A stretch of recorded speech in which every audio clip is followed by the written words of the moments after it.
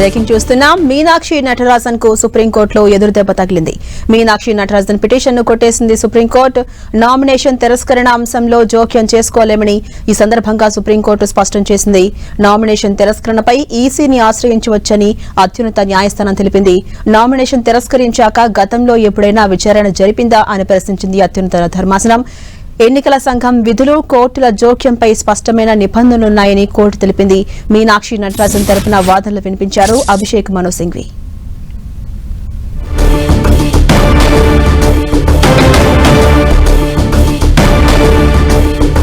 Updates మా ప్రతినిధి గోపి అందిస్తారు. గోపి, మీనాక్షి నటరాజన్ కు సుప్రీంకోర్టులో ఎదురుదెబ్బ తగిలింది. ఏదైతే ఆవిడ పిటిషన్ వేస్తారో దాన్ని సుప్రీంకోర్టు కొట్టేసింది. కొన్ని ఘాటు వ్యాఖ్యలు కూడా చేసింది. ఎలా ఉండబోతోంది పరిస్థితి? అప్డేట్స్ ఏంటి గోపి? ఝాన్సీ, ఈ రోజు సుదీర్ఘ వాదనల తర్వాత మీనాక్షి నటరాజన్ దాఖలు చేసిన పిటిషన్ ని కొట్టివేస్తూ సుప్రీంకోర్టు ఉత్తర్వులు జారీ చేసింది. అవసరం అనుకుంటే ఎలక్షన్ కమిషన్ ని ఆశ్రయించవచ్చు అంటూ కూడా చెప్పింది. అయితే గతంలో 1956 నుంచి కూడా ఇప్పటి వరకు ఏదైతే కేసులలో ఇప్పటి వరకు కూడా ఎలక్షన్ కమిషన్ కి సంబంధించిన అంశంలో కోర్టులో జోక్యం ఏ విధంగా ఉన్నాయి, ఒకవేళ నామినేషన్ తిరస్కరిస్తే ఏదైనా సుప్రీంకోర్టు గతంలో ఏదైనా కేసుల్లో జోక్యం చేసుకుందా అంటూ కూడా పిటిషనర్ తరఫు న్యాయవాదిని ప్రశ్నించడం జరిగింది. అయితే మీనాక్షి నటరాజన్ పిటిషన్ కి సంబంధించి ఏదైతే ఆమె ఈ యొక్క 26 ఫామ్ లో ఆమె తనపై నమోదైన కేసు వివరాలను పొందుపరచలేదంటూ కూడా ఎలక్షన్ కమిషన్ ఆర్ఓ పిటిషన్ ని తిరస్కరించిన నేపథ్యంలో ఆ 26 ఫామ్ లో అసలు ఆ కేసుకు సంబంధించి అంటే ఇంకా ఆమె పైన ఎటువంటి ఛార్జెస్ నమోదు కాలేదు, ఎఫ్ఐఆర్ కూడా నమోదు కాని కేసుకు ఆమెను ఏ విధంగా బాధ్యురాలని చేస్తారంటూ కూడా పిటిషన్ తరఫు న్యాయవాది కోర్టు దృష్టికి తీసుకువెళ్లడం జరిగింది. అయితే ఈ పిటిషన్ వాదన సందర్భంగా ఏదైతే మీనాక్షి నటరాజన్ 26 ఫామ్ లో పిటిషన్ లో పేర్కొని అంశాలను కూడా సాకుగా చూపిస్తూ ఆర్ఓ ఈ యొక్క నామినేషన్ ని తిరస్కరించారంటూ కూడా ఆ సందర్భంగా కోర్టు దృష్టికి తీసుకురావడం జరిగింది. అయితే ప్రైవేటు పిటిషన్ కి సంబంధించి ఆ పిటిషనర్ కి కూడా కోర్టు నోటీసులు వచ్చిన సందర్భంలో ఏదైతే సమన్స్ వచ్చినంత మాత్రాన నేరం చేసినట్టు కాదు కదా అంటూ కూడా కోర్టు దృష్టికి పిటిషనర్ తరఫు న్యాయవాది తీసుకువెళ్లడం జరిగింది. అయితే పిటిషనర్ కు సంబంధించిన అంశానికి కానీ లేదా ఇంకా ఏదైనా అంశానికి సంబంధించి కానీ మేము పరిగణనలోకి తీసుకోవట్లేదు. ఎలక్షన్ కమిషన్ కి ఉన్న కొన్ని అధికారాలను మాత్రమే ప్రస్తుతం తాము ఇక్కడ ప్రస్తావనకు తీసుకువస్తున్నాం అనేది కూడా ఈ సందర్భంగా చెప్పడం జరిగింది. ముఖ్యంగా ఇందులో ఏదైతే ఆ పిటిషనర్ కోరుతున్నట్టుగా తన డిస్మిస్ ని ఏదైతే ఆ నామినేషన్ ని తిరస్కరించడాన్ని సవాలు చేస్తూ దాఖలు చేసిన పిటిషన్ పైన దాంట్లో పూర్వాపరాలను మేము పరిశీలించట్లేదు, కేవలం ఎలక్షన్ కమిషన్ ని తిరస్కరించిన అంశంలో తాముకు జోక్యం చేసుకునే అధికారాలు లేవు అంటూ కూడా ఈ సందర్భంగా సుప్రీంకోర్టు వ్యాఖ్యానించడం జరిగింది. మరి ఆ మీనాక్షి నటరాజన్ కి సంబంధించి ఏదైతే 9వ తేదీన పిటిషన్ ను తిరస్కరిస్తున్నట్టుగా నామినేషన్ ని తిరస్కరిస్తున్నట్టుగా ఆర్ఓ ఉత్తర్వులు జారీ చేసిన తర్వాత వెంటనే ఎలక్షన్ కమిషన్ కి తాము ఆశ్రయించాము. ఎలక్షన్ కమిషన్ లో తమ వాదనలు వినిపించేందుకు కూడా లోపలికి కూడా అనుమతి ఇవ్వలేదు. ఆ సందర్భంలో అభిషేక్ మను సింఘ్వి తన లోపలికి వెళ్లి ఆమె తరపున ఎలక్షన్ కమిషన్ కి తన వాదనలు వినిపించినట్టుగా కూడా కోర్టు దృష్టికి తీసుకురావడం జరిగింది.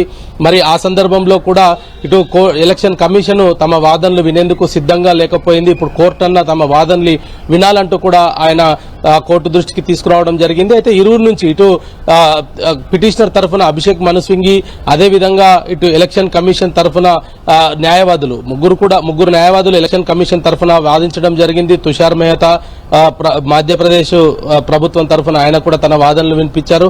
అయితే ఎలక్షన్ కమిషన్ కున్న విశిష్ట అధికారాలను బట్టి తాము ఈ పిటిషన్ లో జోక్యం చేసుకోలేమంటూ కూడా ఆ సందర్భంగా సుప్రీంకోర్టు తన అభిప్రాయాన్ని కూడా వ్యక్తం చేయడం జరిగింది. అయితే పిటిషనర్ ఈ యొక్క తన నామినేషన్ తిరస్కరణకు సంబంధించి సంబంధం లేని కేసులో 2022లో జరిగిన ఘటనకు సంబంధించి అప్పుడు మీనాక్షి నటరాజన్ తెలంగాణ ఇన్ఛార్జి కూడా కాదు కాబట్టి ఈ కేసులో తనకు ఎటువంటి సంబంధం ఉండదనేది కూడా కోర్టు దృష్టికి తీసుకురావడం జరిగింది. అయితే సుప్రీంకోర్టు మాత్రం ఈ సందర్భంగా ఒకే అంశాన్ని కూడా ప్రస్తావించడం జరిగింది. ముఖ్యంగా ఈ యొక్క ఈ కేసులో ఎటువంటి లీడ్స్ ను అంటే ఆ కేసుకు సంబంధించిన పూర్వపరాలకు సంబంధించి కావచ్చు, లేదా ఆ కేసులో మీనాక్షి నటరాజన్ కి సంబంధం ఉందా లేదా, ఆ పిటిషనర్ ప్రైవేట్ పిటిషనరా, లేదా కోర్టు తనకు సంబంధించి ఎటువంటి ఆధారాలు లేకుండా ఆమె పైన అక్యూజ్డ్ గా నమోదు చేయబడిందా, ఇటువంటి అంశాలను ఏమి కూడా తాము పరిగణనలోకి తీసుకోవట్లేదు.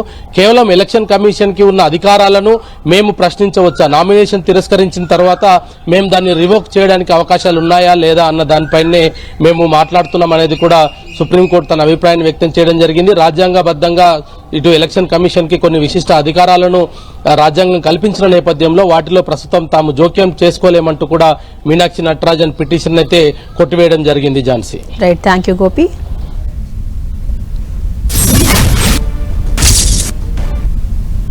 और आज तो ये भी ताज्जुब की बात है कि हमारा जो मामला चल रहा है वो रिटर्निंग ऑफिसर्स और इलेक्शन कमीशन के खिलाफ था, लेकिन आज स्टेट ऑफ मध्य प्रदेश ने अपना भी वकील खड़ा किया, तो इससे आराम से समझ में आता है कि क्या साठगांठ चल रही है और क्या कहां पर हो रहा है. देखिए, मैं तो पहले दिन से कह रही हूं कि चुनाव आयोग कॉम्प्रोमाइज्ड है, चुनाव आयोग की साठगांठ है, और आज ये एक तरह से और भी प्रूव हुआ, जबकि स्टेट ऑफ मध्य प्रदेश का वकील वहां पे खड़े होते हैं, तो ये तो स्टेट ऑफ मध्य प्रदेश का मामला ही नहीं है ना.